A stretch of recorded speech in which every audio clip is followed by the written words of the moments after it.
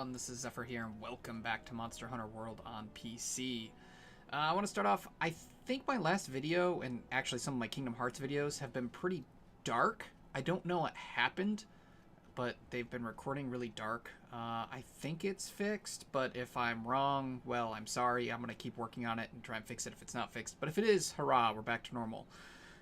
We'll just have to see once I actually have this video done and edited, so we'll see. Now, I'm not done farming Arc-Tempered Kushala Daora, but I do have enough tickets to make the armor, so I want to do that. And then I have limited bounties to finish, so we're going to try and do some optional quests to work towards those. I should have probably been reading this. It was about the airship guy going over to the Third Fleet. I think we've read it before, so I'm not too worried about it, I guess. But I'm just, like, on autopilot as we go here. Alright, so Kushala Gamma. Let's go ahead and make this stuff. I think I can make the entire set, because I only need one gem. Awesome.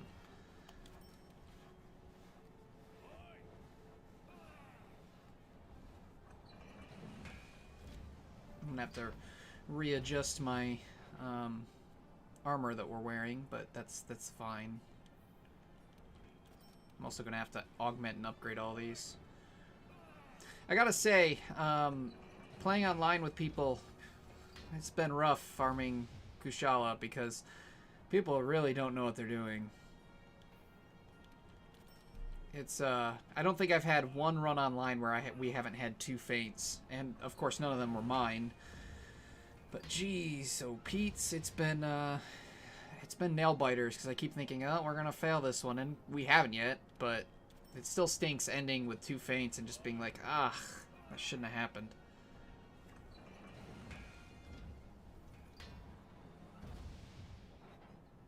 So the only limited bounty I have left is 4 pink rathians, so we're going to be going after pink rathian optional quests, which I know I have 2 of. Sorry, that was, my chair keeps sinking. I need a new chair, but so we'll be doing those 2 optional quests, and then we'll see if any other optional quests pop up from doing them, and if not, then that'll be the end of the video, and if so, then we'll do those. No. That's what I'm looking for. Here we go. The only piece I'm going to be wearing right now is the helmet, so that's the only one I'm going to augment at the moment and upgrade.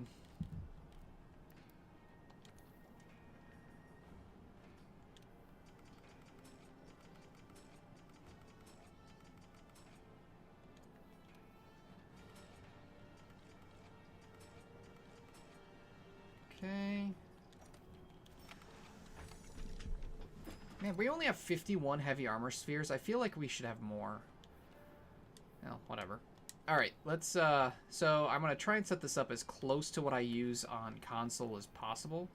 And we're going to keep using the Empress Sword Sticks just because it's a change of pace. Just something new to use that we don't use often. And then the rest of this will be Drachin, because of course it will.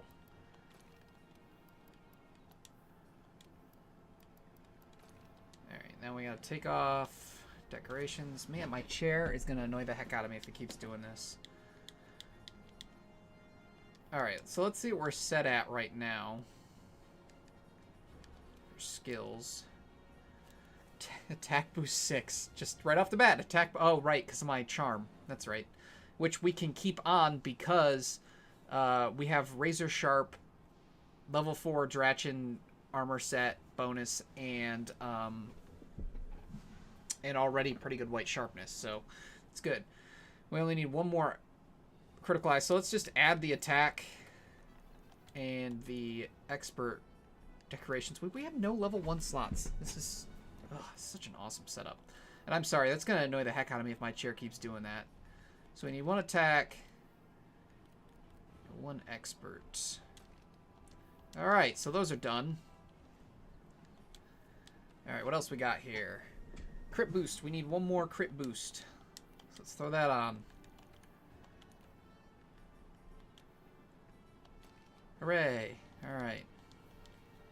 What's our affinity at? 45% affinity. Whew. And that's without tenderizer. Okay. Oh, do we have any tenderizer on this? I don't think we do. So we'll probably throw that on. crit boost, crit eye, blah, blah, blah. Handicraft, power prolonger. Yeah, okay, so we can throw whatever else we want on. Well, we might as well give ourselves Tenderizer. That'll basically set us at... we'll basically have almost 100% affinity when hitting weak spots. One sec, I gotta respond to something. Let's see, what am I looking for here? Tenderizer. It's Tenderizer.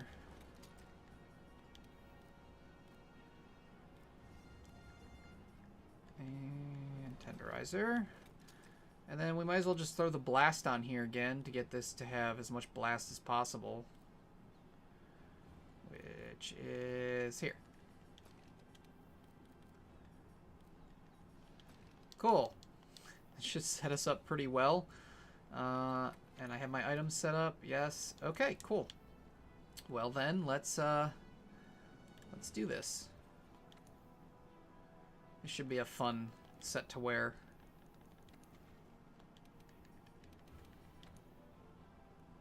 It's Wildspire Waste. I think South Camp is the best one to find her.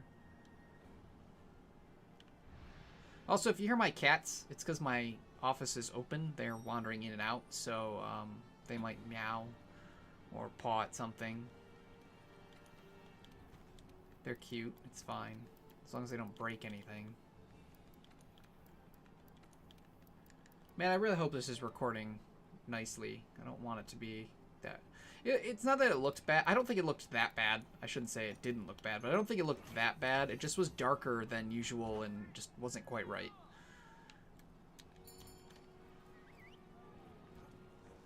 All right.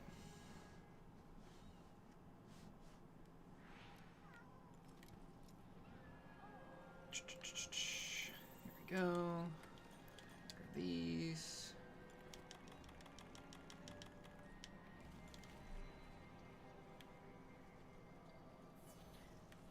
Down. Yay. And I'm sticking to the evasion mantle because it's just kind of fun to do something different. Oh, there you are, my friend. Hero. Wow, you're gigantic.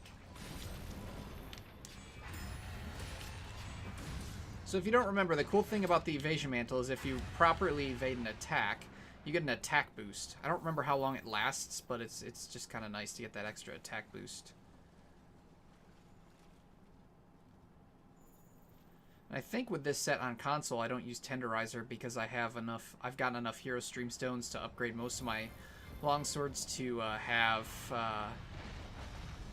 affinity boost. The only time I use Tenderizer is with the Devil Joe longsword because it has negative affinity, but with anything that has positive, you don't really need it. It's better to go with a different skill. I think I usually take Vitality because it's just nice to have extra health sometimes.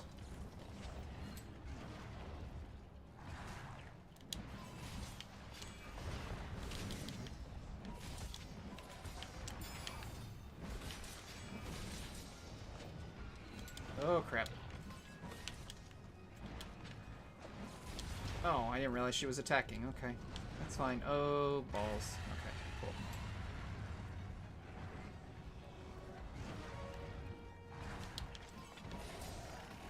Oh, shoot. That's not what I thought she was doing. But I totally dodged it. I'm awesome.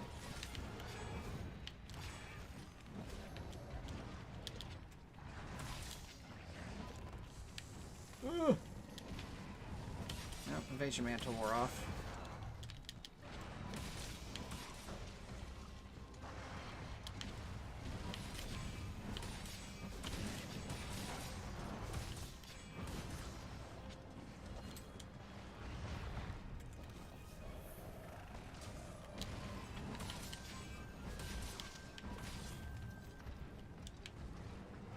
Okay, do your little triple charge. He's going after Shadow. Poor Shadow.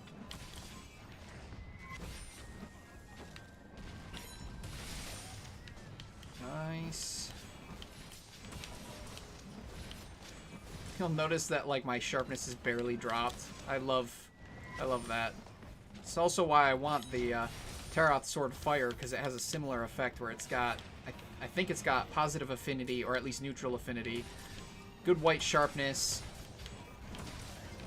and good raw attack. So you don't have to really use handicraft with it, so you can remove handicraft and go with other skills, whether they're defensive or offensive. Oh, that's not really oh. Well, thanks for moving into the attack for me. I think Rathian helps.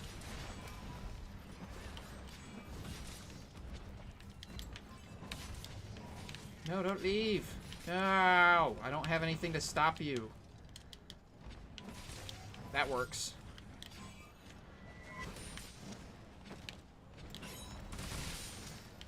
Okay.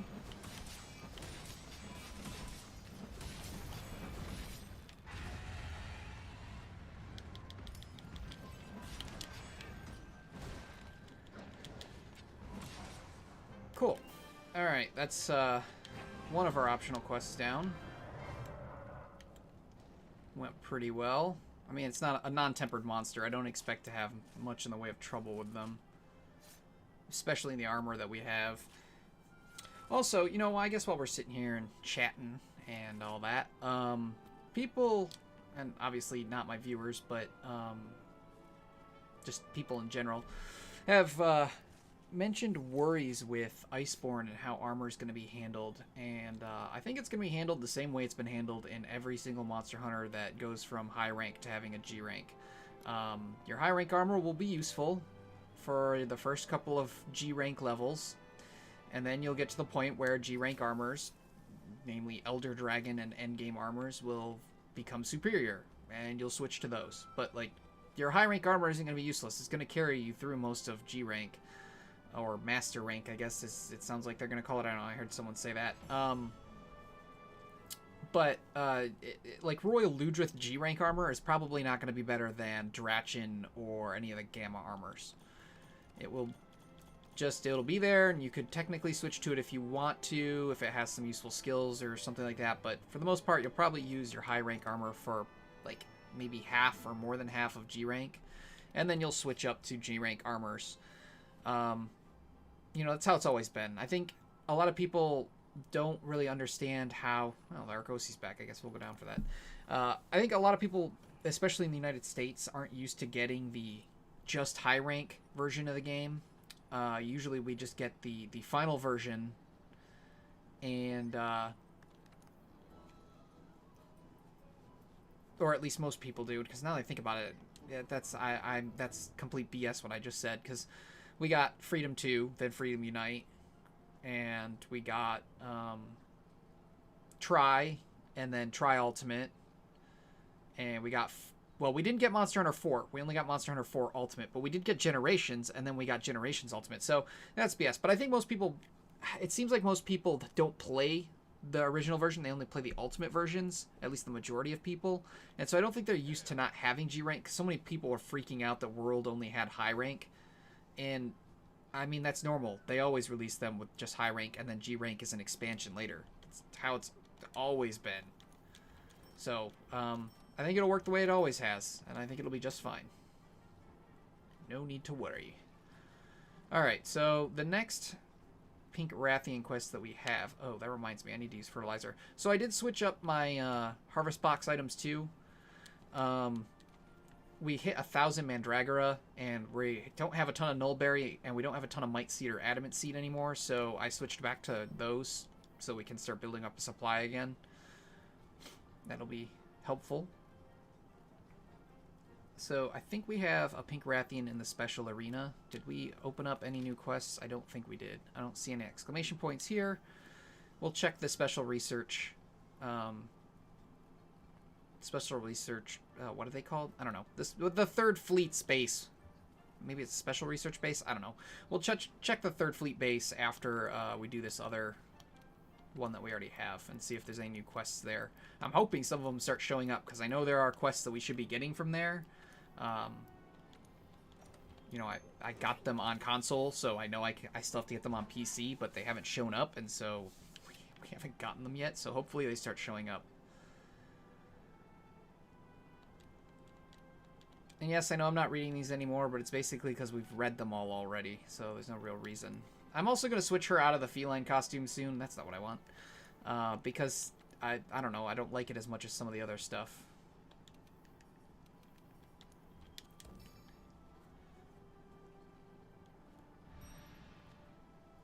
Alright. Away we go.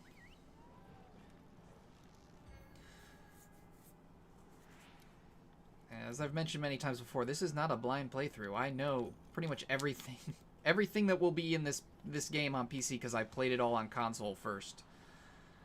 And I continue to play on console, just I play on PC more at this point because it loads faster, it looks better, plays for the most part better. It's got a little more, like sometimes when I load into areas, like it's a little choppy. I'm sure you've all seen that. I don't get that on console, but console does have more slowdowns, whereas PC I basically get no slowdowns. And I think if I just got a slightly better graphics card, I'd have no issues.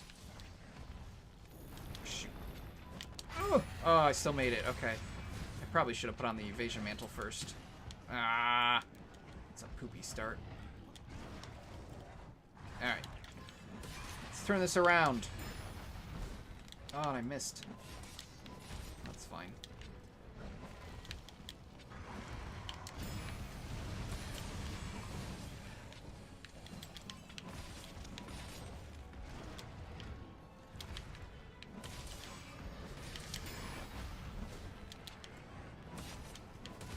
I think the evasion mantle is one of the best, or at least for longsword, it's better than for a lot of other weapons because longsword, the foresight slash, totally counts with it. You get the attack boost when you foresight slash, which is awesome. I can't believe that didn't poison us. That's fine. I'm not going to argue with it. So as you can see, you see that extra red. That's the attack boost. So since foresight slash can get it, it actually makes it super useful on longsword. Because we have an extra means to get that attack boost, and it makes one of our most powerful attacks even more powerful.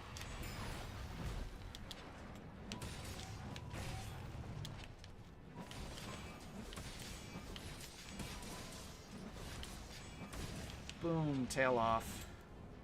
Oh, I love this game. I needed to come back to it. And I'm really excited to play God Eater as well.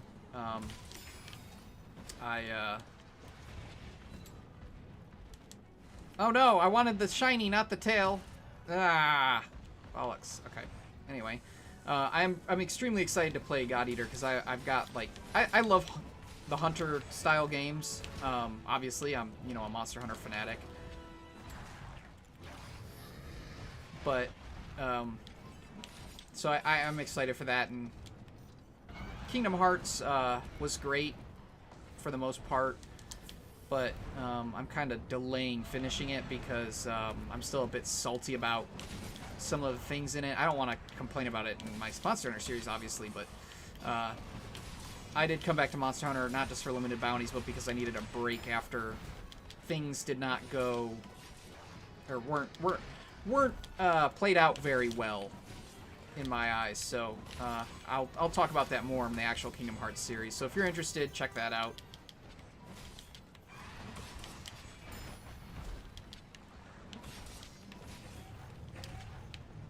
Poor pink Rathian. Hopefully we get the gold Rathian in Iceborne, because the gold Rathian will make Rathian get some revenge, because gold Rathian is a beast.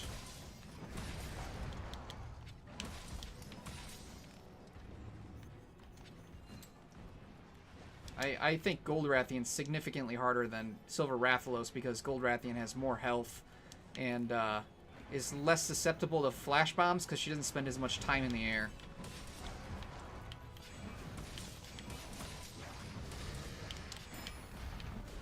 Silver Rathalos is just a Rathalos that's a little more aggressive and has different hit zones, but still knock it out of the air with flash bombs and you win. Yay! 2 out of 4 pink Raths down.